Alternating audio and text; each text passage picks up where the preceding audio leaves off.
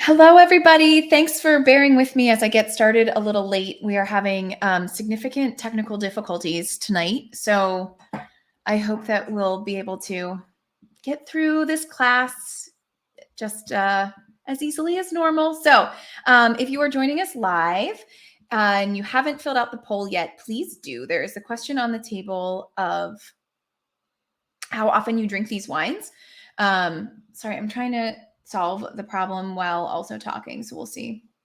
It's not going to go so well. And the problem's not solving itself. So the poll is out there to kind of get a sense of like how frequently people drink wines from this region. And not surprisingly, those of you who have answered, there are a lot of not at alls and a little somewhats and a little, I didn't really expect anyone to be like, oh, yes, I drink wines from this region all the time. But I was curious in case somebody had traveled there or something like that. So thank you. If you haven't filled out the poll yet, please do if you're watching live.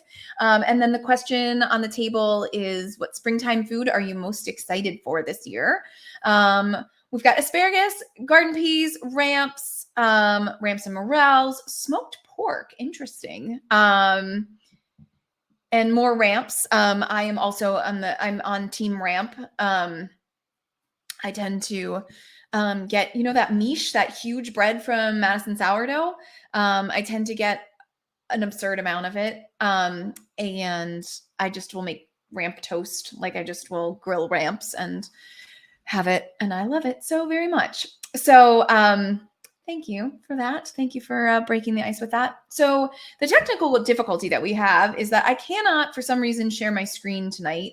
I don't know quite what's going wrong. And I'm really bummed because I have like really good maps and really good pictures from the wineries and great information. And I can't show it to you. So that is bumming me out. It's what the problem I was trying to solve. But I hope that my beautiful face will entertain you enough. And I will try to do justice to all of the information that I do have on the slides. I'm really sad, guys. I'm not going to lie. I think it's like the most slides I've ever put together. I was really excited about the pictures and stuff that I found. So, oh well. So let's talk about the Alps generally, and then we'll get down to these 3 specific regions. So when rhubarb, vote for rhubarb, yay. When I conceptualized of this class, it was based on my love of the third wine. But it also was kind of thinking about regions that I definitely haven't done before in a class or tasting that I think are interesting and seasonally appropriate. And so I was just kind of batting around some ideas and I was like, oh, I love wines from this part of France.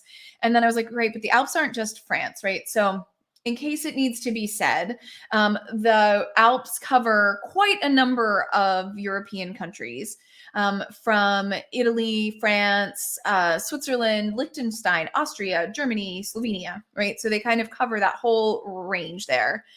Most of those countries do make wines within those regions. I say that because Austria obviously is, I think comes to mind when you think of the Alps, but all Austrian wine is made in the eastern part of the country, decently far away from the Alps. So, not that it's not somewhat mountainous there, but it's not anything like what we're talking about. So, we are going to bounce between France and Italy. Just by dint of the wines that I was kind of like jiving on and really like loving right now.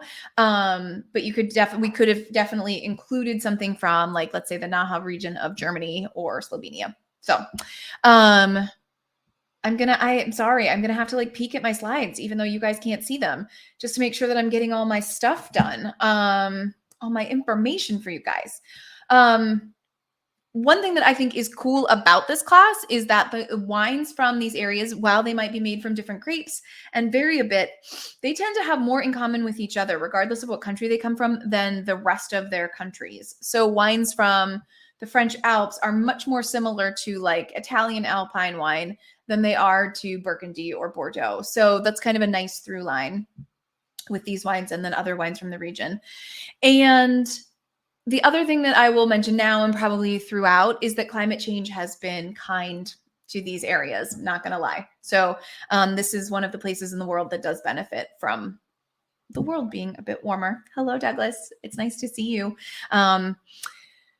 If you're joining us just now, I have lost my ability to share my screen. So you are stuck with just me all night long, and there are no beautiful maps. So a little bit of history about the area, though I don't think that we need to go into it too much for the interest of time. Wine originally came to the Alps around the 2nd century BCE. It was brought by the Romans, and while that land and parts of that land, right, have changed hands a number of times between the Romans and the Celts, they really created a wine culture in these areas. Not that it was necessarily a huge part of the industries as time went on, but there has, as far as I can tell, there's not a ton of history on these areas, to be really honest, or wine in these areas. But as far as I can tell, there has almost always continually been wine there. And that's a lot of the Catholic Church as well. I think a lot of you are familiar with that concept. And then Christianity once the split, but wine is important to Christianity.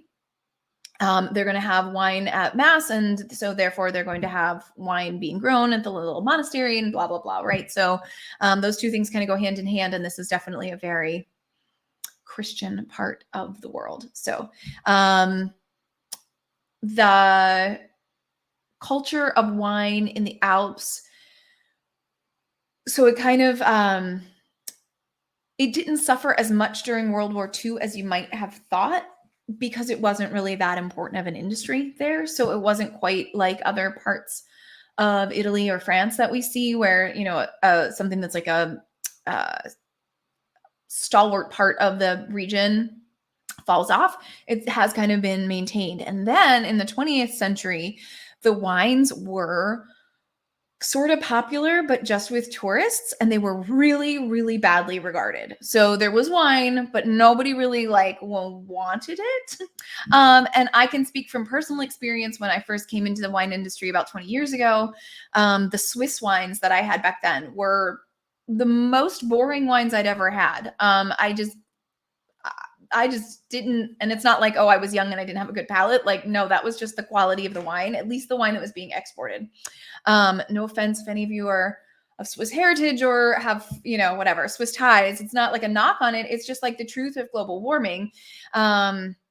But so these wines were usually, they were selling well because people would go to these various countries and, you know, be tourists there and fall in love and want to buy the wines, but the wines themselves weren't all that good. And then over the course of the last few decades, as things have gotten warmer and the grapes are getting riper, their quality of the grapes are getting better, and there are some more serious winemakers. So hand in hand, we're ending up with a slightly better product. So, not to say that there aren't, you know, I don't know, touristy bad things, right? So these regions, generally speaking, are known for high acid, mineral driven white wines and lighter bodied reds, also decently high acid.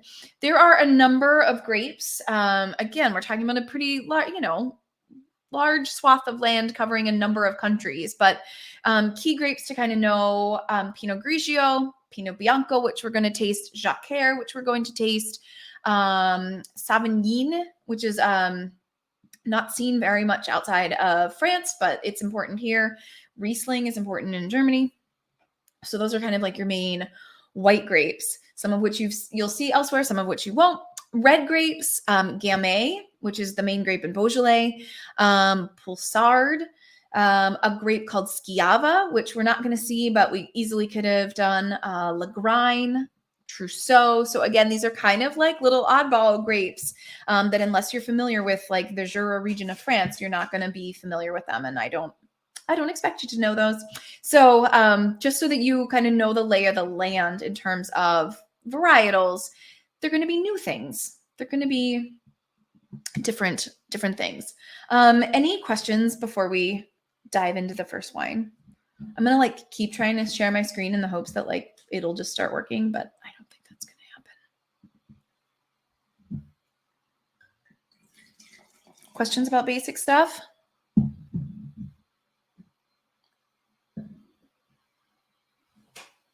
Okay. All right. So, if you're drinking along and you haven't already poured yourself a glass of the Savoie, please go right on ahead and do so. So, Savoie is the first sub-region within the Alps that we're going to start with, and we are in eastern France. And this area runs north to south on the border of France. Again, I'm bummed because I have great maps. Interesting things about Savoie is that they are pretty high altitude, but the climate is decently warm there. So grapes get a little riper than you might think. As a tourist, it's lovely if you wanted to go visit these vineyards because they're not quite as cold as you might assume they are. So that's kind of a nice added bonus about Savoie. The main important grape is the one that we're going to taste, and that's Jacquer. And I'll get to that in a second. Red grapes is a grape called Mondeuse. There's a grape called Alps and Bergeron. Those are the four kind of main grapes there. So I bring those up just so that you know that wines from this region are most likely going to be Vin de Savoie, or you're going to see the Savoie appellation on them. You're not necessarily going to know what the grape is. And like in a lot of regions in France, that's because they believe that this terrain, this altitude, soil, all of that is more important than you knowing if it's, Jacquer or not. So don't get disheartened if you're looking at French wine labels and you're not feeling like you can get the lay of the land. Like, that's okay. What you want to remember is Savoie. There are 4 appellations within Savoie, and then there are crus within that. So this wine, if you have the wine from Table Wine, Vin de Savoie, way up in the corner is your AOC. So that's your appellation. And then Apremont is the cru within Vin de Savoie. So in other parts of France, something like Apremont would probably be its own AOC. This region is just not as advanced in their wine industry. And so you're not going to, it's just a cru within that kind of larger bucket. So take it or leave it. That's just the truth of Savoie. And most of these places. So Jacquer is a grape that I love. I love it, and it's weird and it's obscure. And I hope that even if you don't love it, I hope that tonight, I don't know, introduces you to it if you don't know it already. So it makes up about 50% of the wines in the Savoie region. So both red and white, Jacquer is the majority of it. So the majority of the wine in Savoie is white, and the majority of it is this grape here. The things to know about Jacquer are that it's kind of medium acid, light to medium body.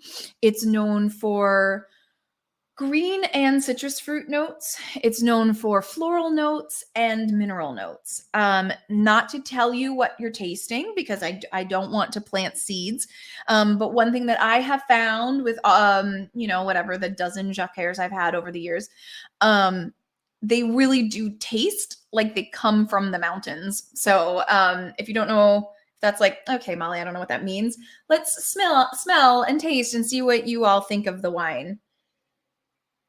Some are fuller in body than others. Some have a little bit more weight to them than others, but they do have a decent similarity. So let me know what you think.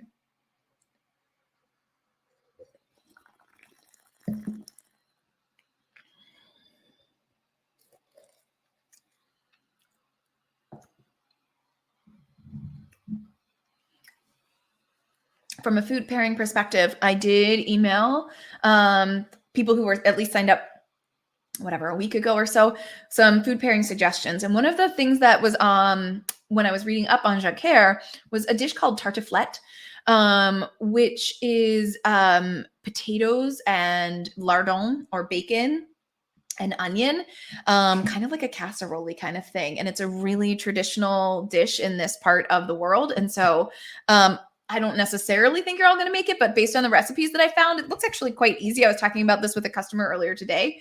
It's not like a super complicated dish or like I'm suggesting something totally off the wall. But if that's not, what you're feeling, Alpine cheese, right, is going to be true with all of these wines. That's a food that goes really well with these. Additionally, like smoked fish, smoked trout, things like that. And then I don't want to give too much away because nobody's telling me what they're tasting and smelling, but I also like Jacquard with Waldorf salad if you are a Waldorf salad kind of person. Or like a grilled cheese with some apple slices on it or something like that.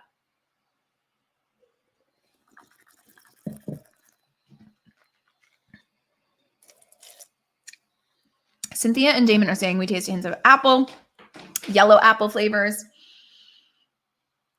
Yes. Yes, everybody. I agree. Got citrus and floral aromas. Yeah. I feel like it was smelling a little nutty right at first. I'm not getting it so much now. Lots of fruit and still high acid. We taste some orange blossom as well as apple and lemon. Ooh, yum. I don't know if you like it, but just your description makes me that just makes me happy.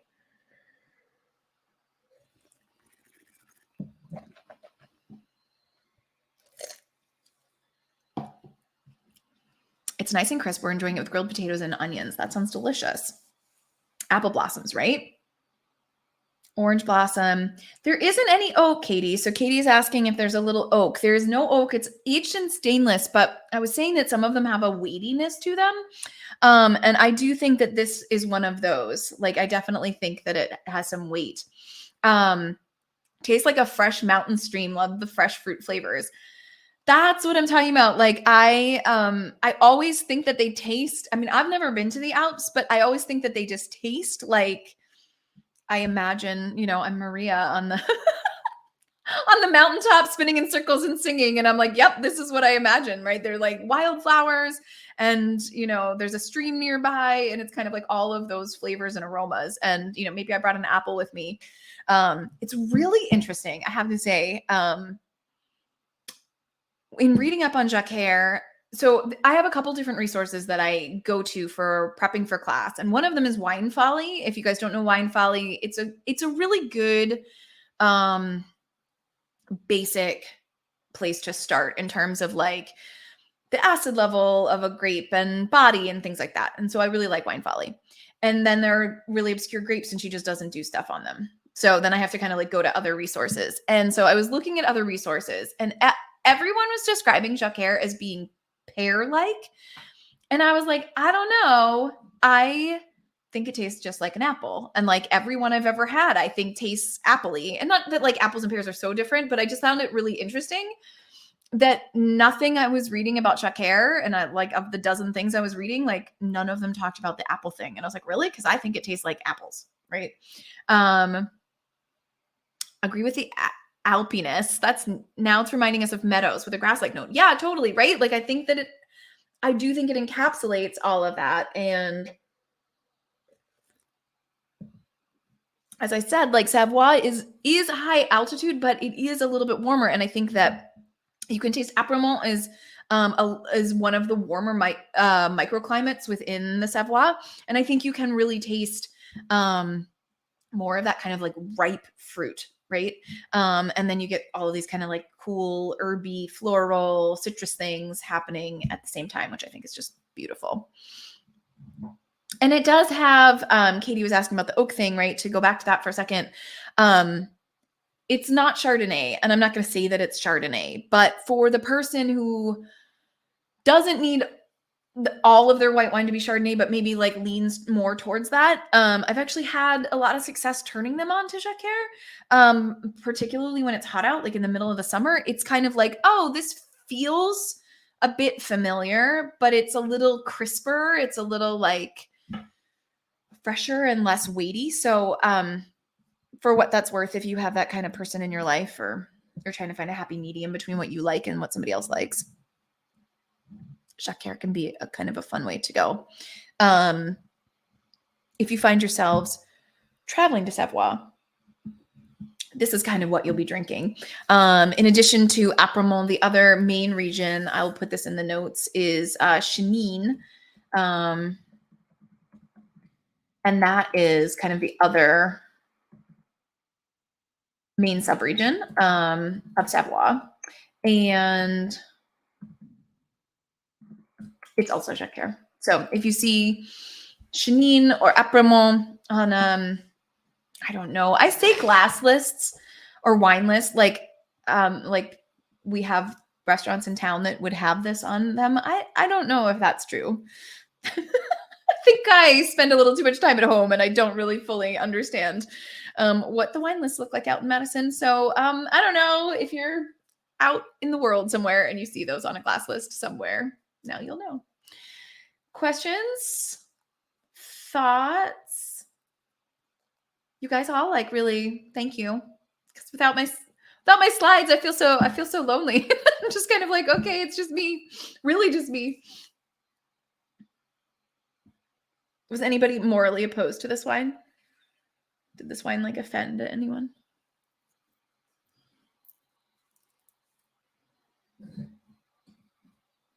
Doing great. And we both did get great. Thanks. Great. Yay. I'm glad. I guess that would be the other thing to say about wines from this region. Patty's not super excited about it. That's totally fair. And that is, I'm going to pause and tell this is just like me and Kristen. Kristen, I'm really glad that you are enjoying this wine. And I am glad that something's going your way today. So there you go. Katie, good luck converting your Chardonnay lover. Best of luck. I hope that it works. I really have done it I have had them on the glass list at the store and it's gone pretty well. So good luck. So Patty isn't super excited about it. What I will say is one of the cool things about these wines, as we can kind of see from, our small sample size here, people generally like them, even if they're not like, oh my God, this is my very favorite thing, which some of you are very into it and that's cool. But like, even if it's not like, oh my gosh, I want to drink this all the time, it's usually pleasant. So if you are entertaining or having a summer party or something like that, and you just want to like totally throw a curveball, like serve this, right? Because people don't know if they like it or not. So they're just going to drink it. And then you can like, I don't know, talk about the Alps if you want to, or not talk about the Alps and just drink the wine. But, I don't know, have a Sound of Music viewing party or something. Whatever. Okay. Questions or thoughts about Savoie?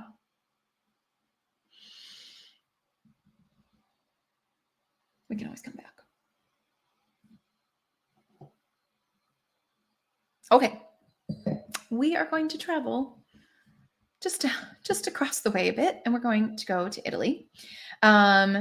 So we are focused on Alto Adige tonight, which again, if you have the wine from Table Wine is down here. Oh, I can't get it to like not reflect weirdly. There we go. Alto Adige down there in the bottom. It's also known as Sud Tyrol, which you'll see also on the label. So this is far, far northern Italy, on the eastern side. About 2/3 of the wine in the area is white wine. If you've had Pinot Grigio from Italy, you may have had more Alto Adige wine than you have known that you've had. Though there is Pinot Grigio throughout Italy, there is a lot of it in Alto Adige. That's kind of like what it's known for. The main grapes here, in addition to Pinot Grigio, are Pinot Bianco, which we're going to taste, Gewürztraminer, and then the red grape Schiava that I mentioned at the beginning. The red of this area is Schiava. Fun fact about Gewürztraminer, there is a town in Alto Adige called Tramin, and Gewürz means spicy. And so Gewürztraminer is the spicy wine of Tramin. So Gewürztraminer is originally from this area. So you don't see a ton of it exported now, but when I've been able to find them and carry them, it's always such a interesting learning experience to be like, this is like really like where it comes from, right? It's pretty cool to see it like that. Within Alto Adige, there are 6 subregions. There's more DOC wines, so wines that have a specific appellation. There's a higher percentage of DOC wine in Alto Adige than any other region in Italy, which I think is pretty wild. I definitely did not know that. Sud Tyrol, worth mentioning because you'll see it on some labels and you won't see it on others, and it can be a little confusing. You'll always see Alto Adige, and you may or may not see Sud Tyrol. So this area of Italy is basically Germany. It actually was Germany and Austria at different times. Sorry, it's definitely Austria, not Germany. Until 1919, this was Austria. So it has a very Germanic influence on the language, on the food. The winemakers that I have met from this region often speak at least 3 languages. They speak Italian and German and English very fluently. I'm now forgetting what winery it was, but I met somebody from a winery in this area a few years ago, pre-pandemic. And basically, if you grow up in a house that speaks German as your first language, then you go to the Italian school, and vice versa. If you grow up in a household that speaks Italian, you go to the German school, and then you all take English as well. So when we think of the very like erudite Europeans who are able to kind of travel everywhere, that would be these people. They're just kind of amazing. So I have been wildly charmed by pretty much anyone I've ever met from Alto Adige. So a plug to I guess to go there and go visit them. But when it comes to cuisine and stuff like that, we're talking about a very different cuisine than what we think of when we think of Italy. So even though Pinot Grigio, kind of goes hand in hand, like, oh yeah, Italian whites. When it's here, it's a little bit more minerally. That said, we're not drinking Pinot Grigio because I didn't think that was very exciting. I wanted to drink something a little bit more interesting. So we are drinking Pinot Bianco. Pinot Bianco outside of Italy is known as Pinot Blanc. But let's just keep adding to the confusion here. The Germans call it Weissburgunder. So you could see a winery that is Italian that would call their Pinot Bianco Weissburgunder because of that Germanic influence. So fun times for everybody. San Pietro at least calls it Pinot Bianco, so it's a little bit more straightforward, right? It's totally awesome, right? It's so great because, Italian wine is not confusing enough. If you don't know Pinot Blanc, on the medium-ish side of acidity, again, this is kind of like generally speaking from all over in the world. Alto Adige is not as warm as Savoie, so we are talking about high altitude and some cooler climate. Not cool, not like what you would expect. The vineyards are going to be in valleys and things of that sort. In this area, the vineyards kind of they're like little fingers up the sides of the mountains. So everywhere there's kind of like a little valley where the air would be a little bit warmer. That's where the vineyards are. So medium acid, light to medium body, and then we're kind of really talking about minerals, citrus, and tree fruit. Our nut friend comes back again for Pinot Bianco. So let me know what you think.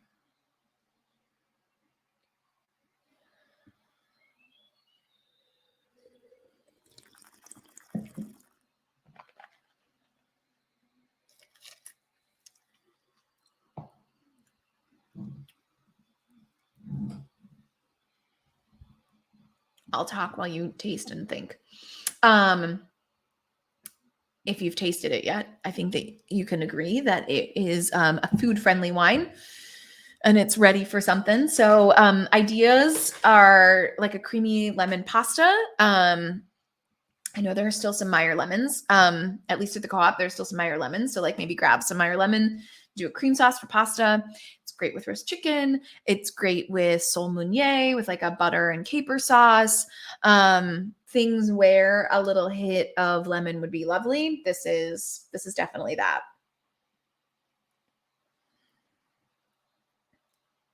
This is crisp like an Alsatian Pinot Blanc. Exactly, right? I mean, we're not that far in the whole world, the whole scheme of things. We're not that far from each other. So, yes, it's not that super weighty Pinot Blanc.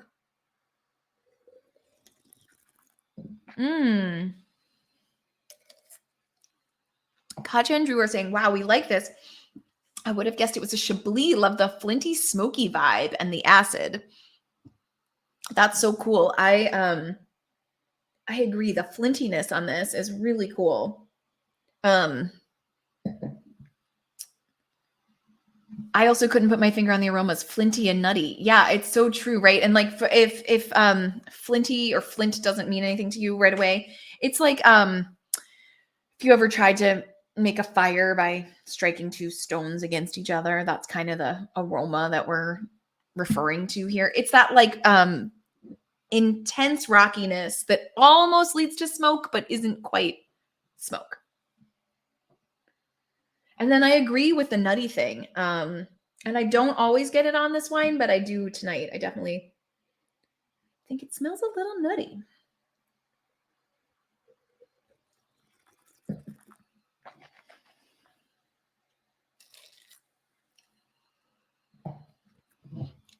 Anecdotally speaking, while the rest of you kind of weigh in and tell me what y'all think. I don't love labels like this. I don't think that they're like, from a wine shop owner perspective, I'm like, okay. I mean, honestly, I don't think any of the three labels for our wines tonight are like particularly like, oh yes, please. But when thinking about the place that the wine comes from, I do have an appreciation for this kind of label where I'm like, look at how mountainous it is, right? And you can see the old church, and you can kind of like get a sense of our mountain town here, which is really what Alto Adige kind of embodies. What do others think?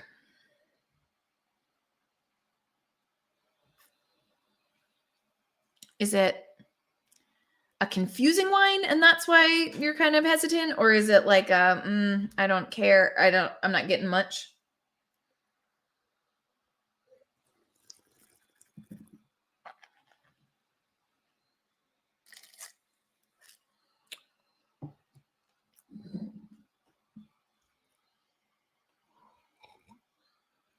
Minerality on the finish, that lingering taste and mouthfeel. It definitely does. I agree. I think that it has a super, super long finish. Which at least for me is a pleasant thing. I like this flavor, right? I feel like it'd pair well with like hollandaise. We were joking that it'd be a great breakfast wine. Interesting. I mean, go for it. Save it for the weekend. Have a little eggs Benedict and some Pinot Bianco. In my mind, it's a little too high acid for that, but maybe that's your jam. Oh, you're joking. Okay, because I was like, I don't know. Like, it's sure. Okay. The taste really reminds you of Eggs Benedict? Fascinating. That's a new one for me, guys. I haven't had that before.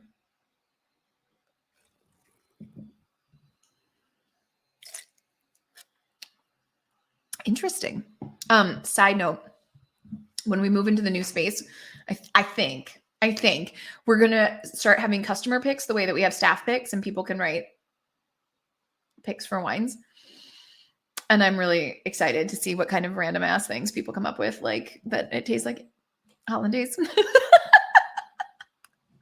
I am super curious. I'm very excited to see it. Oh, thanks. I'm once again, I steal from bookstores. That's like what I do. So I have a friend who owns a bookstore in DC, and he does it. Their very first staff pick was a kid's book, and it was like written by a 5-year-old, and it was like charming as hell. So you all will have your shot to come to Table Wine and pick a wine and write something funny about it. Or not funny. It can be serious too if you want to. Um, does anybody else want to weigh in? I feel like everyone's kind of quiet on this guy. And that's okay. I'm not like upset about it.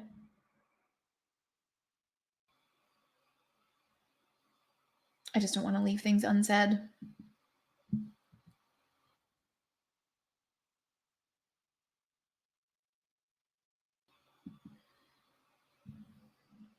We noted a less creamy mouthfeel than wine one. Thoughts on that? Yeah, I completely agree. I mean, I think that it's the wine, the grapes themselves, I think are part of that. So Pinot Bianco just has a little bit more acid and is a little bit lighter, generally speaking. Um, yeah, it still has some weight to it. It's not super light. It's not super light, and that's like I find it. I find it a bit confusing when people talk about Pinot Blanc. They're always like wine books and things like that. They'll talk about it as this like really light white wine, and I'm like, I don't know if it used to be different than it is now. But I think that they tend to hover in this kind of medium space, right? And I think they do a really nice like I think it's like a really nice description for that. It's not super light bodied, but it's not totally full bodied, right? It's kind of in that more medium-ish range. I wanted to start with the Apremont instead of starting with the San Pietro, even though I think that the Pinot Bianco is a touch lighter, because I do think that flavor-wise, the Apremont is a little more delicate. Than the acid of the Pinot Bianco. I mean, honestly, I think you could drink them in either order, but that was kind of my thinking here is that like that acid was a little bit of a palate killer. Not too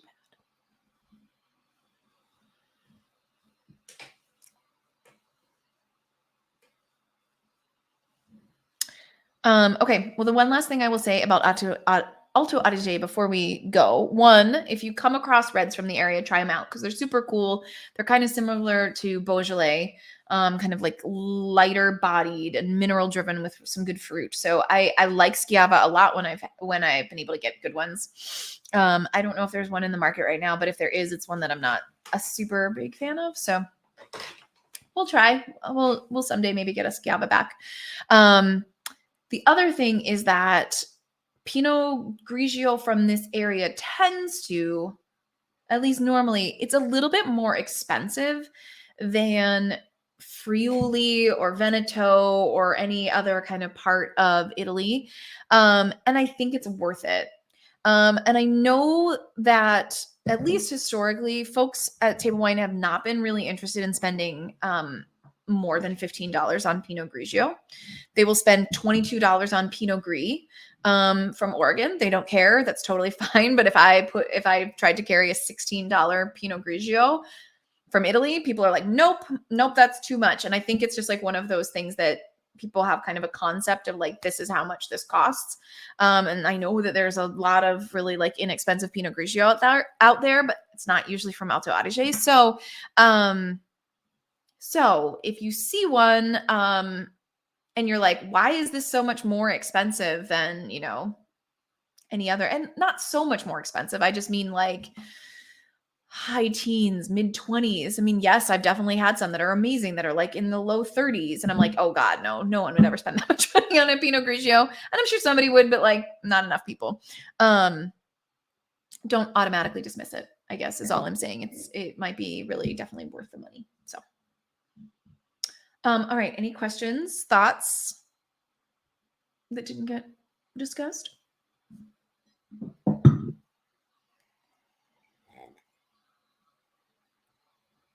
Have I ever done a Pinot Bianco, Pinot Blanc class?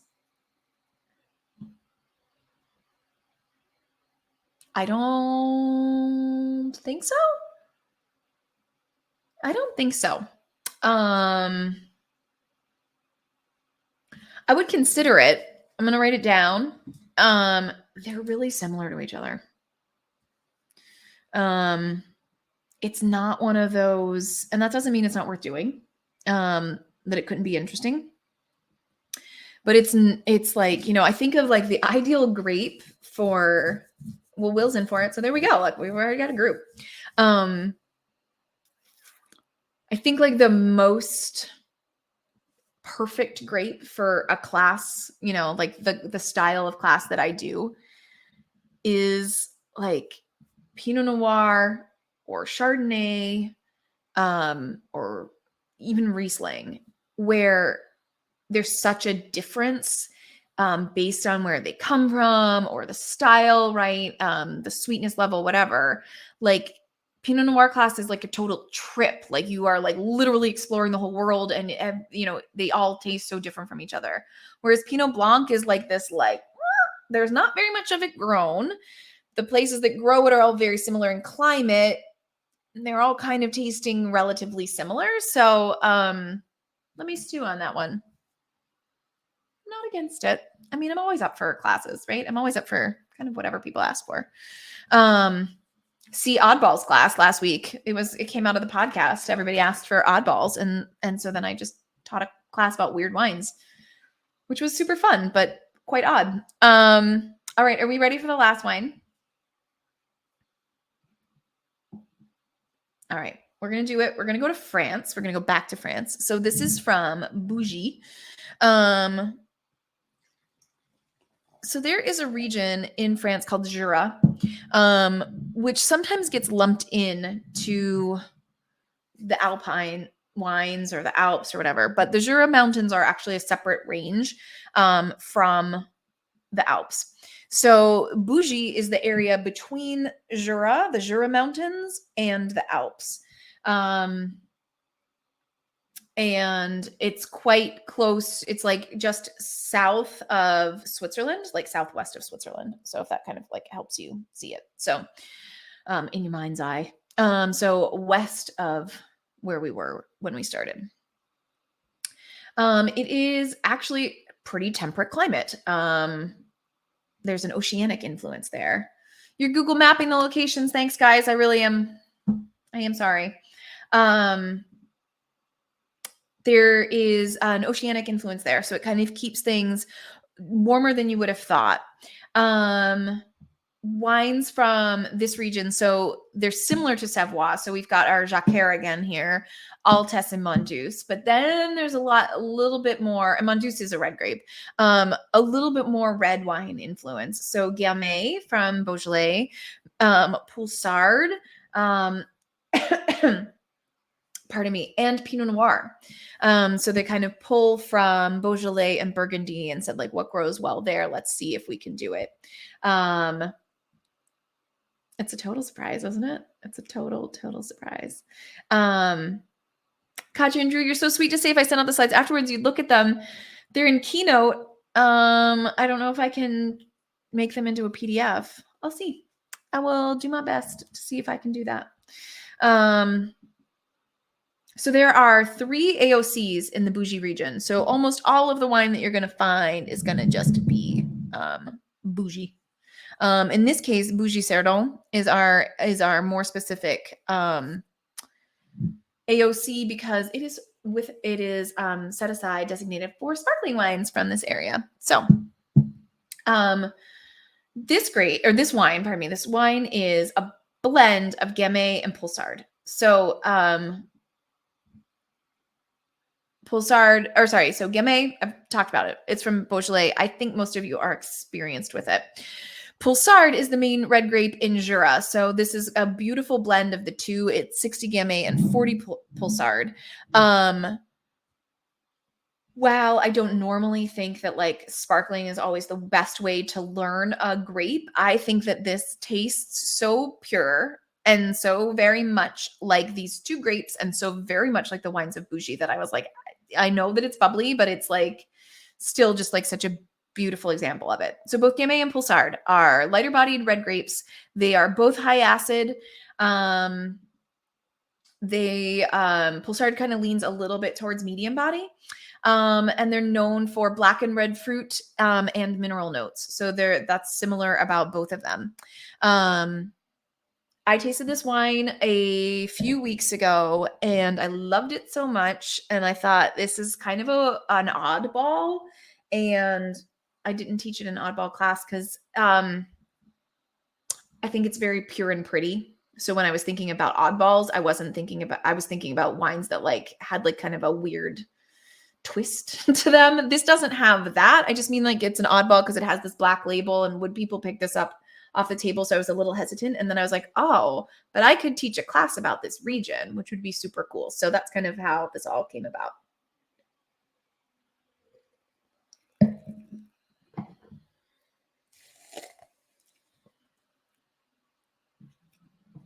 So let me know what you think. It smells so wonderful. That's the thing about Pulsard. It smells so great. Yeah. And I personally like am a sucker for the smell of Gamay, but I know that it's not necessarily like, oh my God, front of mind for people with aroma, but Pulsard is a lovely, lovely smelling grape. So the story with this is that it's this winery is now being run by the son. I think he's in his 30s. He's kind of taken over from dad, and he's getting a little bit more experimental with the wines, and not just making it the same way that it's always been made. So this wine has traditionally been even sweeter. And he's moving in a slightly different direction. Sparkling wines from Bougie cannot be bone dry. It's part of the appellation rules. So he's at least trying to make it a little bit more on the drier side. Steph is saying that she loves this, and you think that it would work as an aperitif. I also I'm like, it's okay. I like feel so bad because I'm trying not to put my words out. So I'll just wait. I'll see what other people have to say, and then we can come back to that. What do you all think? Food pairing suggestions. This is your brunch wine. Cameron and Danielle, this is it. I really genuinely mean that though. Like, I think that it would be so good with brunch. The winery, the small natural winery that they are, says dark chocolate. I will try it later tonight and I will get back to you. I could see it. You know, I could definitely see it. But also great with like, and this is super not, obviously this is not the cuisine of this area, but ribs, barbecue sauce, something a little spicy. I think this would just be amazing. Boat wine. I agree. I'm not going to spit that out. I'm just not going to do it. I think what I like so much about it is that it is refreshing, but I do think that you get the fruit, right? I do think that you get kind of tart red fruit, right? I think you get cranberry. There is this like subtle layer of minerality that you find in good Gamay, that you find in good Pulsard. So I think that it's like, it is a really nice example of that. And you kind of get to taste, I don't know, it's kind of, to me, it's kind of like eating the riper berry or the riper grape, right? Like you get kind of a little bit more riper fruit, which I think is delightful.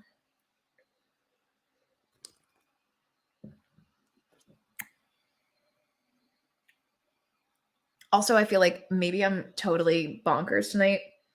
It's been a long day, but I feel like there's like an apple skin aroma and a little flavor to it. One of the food pairings that feels ridiculous to say right now, but I'll throw it out there, is Thanksgiving. This wine is a very small production. I don't think we will have it in November, but I'll just throw that out there. Cran raspberry juice vibes. Yeah. I feel that absolutely, and earthy at the same time. Yeah. I totally feel that. Cran raspberry. That's great. Oh, see, Steph was thinking it could work for Thanksgiving as well, right? We're on the same page. Yeah, I think I definitely, right. It's that cranberry thing, I think. And that little gentle sweetness, right? Like that, just like a little bit, that at least for me makes my mouth very happy. Will was saying that he can't imagine it more sweet than this. There's a lot sweeter than this, you know, in good ways and bad ways. We could get, significantly sweeter in not awesome ways if we wanted to. So in bougie, there is a decent amount of sparkling wine, and you tend to see that in not necessarily in alpine regions, but in kind of cooler climes. In France, they'll play around with bubbly. But so you will see some sparkling. We have Tissot Gamay at the shop. I'll put that in the notes as well. If you're interested in just a still red from Bougie, I don't think that the Tissot tastes significantly different than Beaujolais. I think it's like a beautiful, beautiful example of like a mineral driven Gamay. But I don't think that it's like, holy crap, look at the difference between Bougie and Beaujolais. Kind of a waxiness. Interesting. On the aroma or the palate?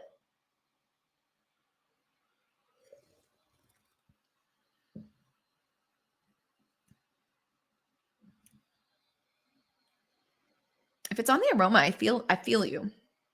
If it's on the palate, I'm not quite sure what you're getting. But there is something a little waxy on the nose.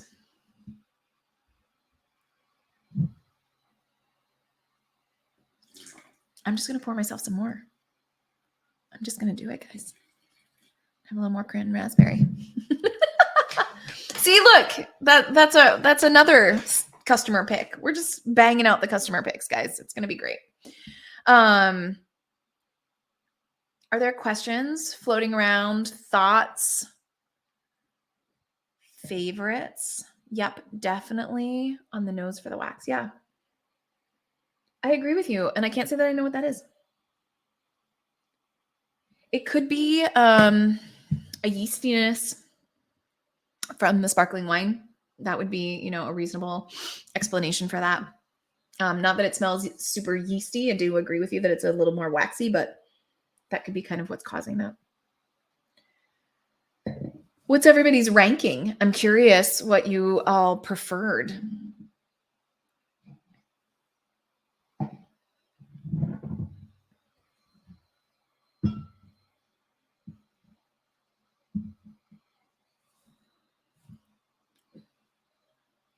I'll patiently wait while you answer.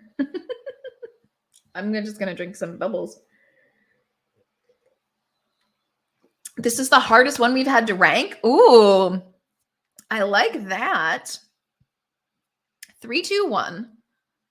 2, 3, 1. 1, 2, 3. Amazing. The first Epermont was my favorite. 3, 1, 2. Love. 2, 1, but 3 in a totally different category. But 2, 1, but 3 is in a totally different category. Absolutely. It's tough to choose between 1 and 3 for the best. They're also very different. Absolutely. Oh, I love it. I love it. I love when there's, I'm not going to call it dissent. I love when there's a multiplicity of answers. I always feel bad when it's like such a clear winner. I always think like, are you guys disappointed? Like, I love when it's like, different people are jiving on different things.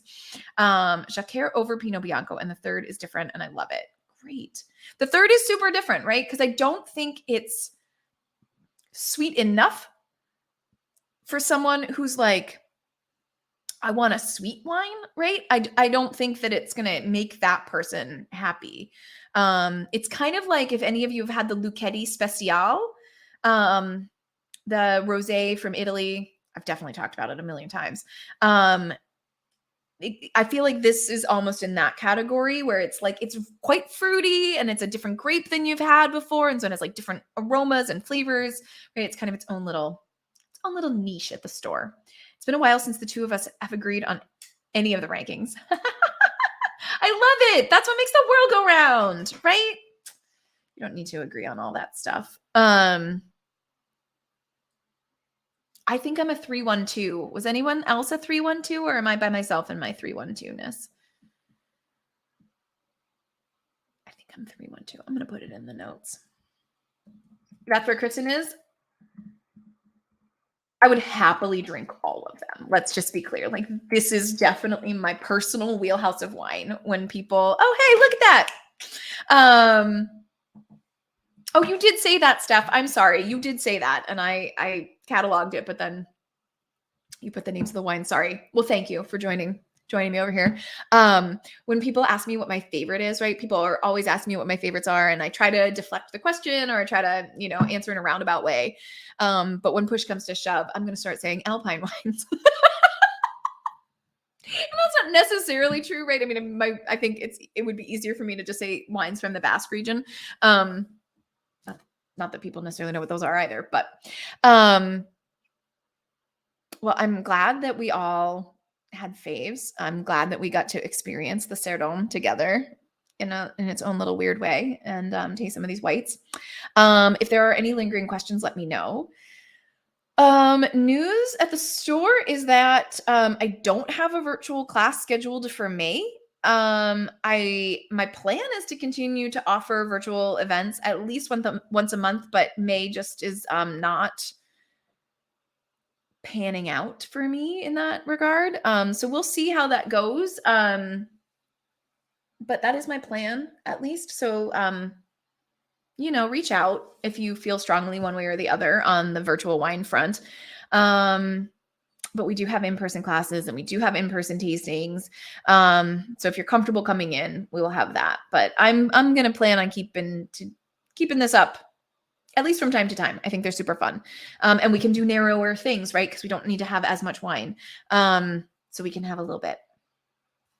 They are super fun. And then you can be at home or wherever you are. And I know a lot of people bought the wines and then are watching later. So that's also super cool. What else? I think that's it, everybody. I think that's all the updates I have on the store. We close out our new building a week from Monday.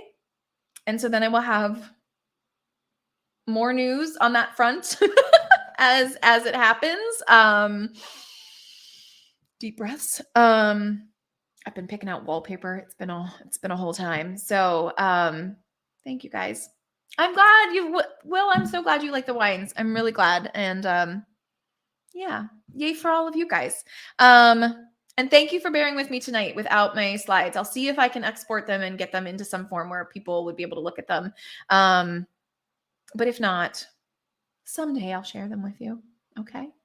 Oh, Katya and Drew are asking, where is the new building? It's a few blocks further out of town from where we are now on Atwood on the same side of the street. So it is at the corner of Atwood and Evergreen, right by the triangular shaped ice cream shop. It is across the street from there. So not far from where we are.